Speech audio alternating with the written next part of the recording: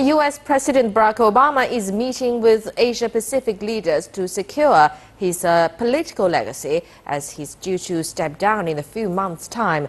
CCTV America's Jessica Stone reports parts of Obama's policy on Asia-Pacific are still incomplete, and now he's facing new challenges from a key ally in the region. Barack Obama likes to call himself America's first Pacific president, and by all accounts wants to be remembered that way. The United States is more deeply engaged across the Asia-Pacific than we have been in decades. But Washington got more than it bargained for with newly elected Philippines President Rodrigo Duterte and his bloody anti-drug campaign. The 2,500 deaths linked to his crackdown has raised questions about human rights violations. Duterte was in no mood to talk about it with Obama. Nobody has the right to lecture on me. God, do not do it. The U.S. canceled a planned meeting between the leaders, leaving aides to explain. He regrets that his remarks to the press have caused much controversy. The nature of our alliance with the Philippines has been and remains rock solid. It needs to be. Manila is a linchpin in Obama's Asia pivot strategy, with a coastline on the South China Sea.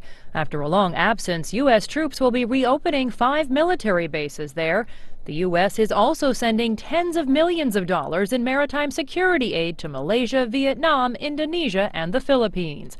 3 of these countries have ongoing territorial disputes with China in these waters. While Washington backed Manila in a recent court arbitration that went against Beijing, it has also used the pivot to engage more deeply with China, reaching deals to reduce global carbon emissions and to denuclearize Iran. At the same time, both countries are negotiating trade agreements which exclude each other.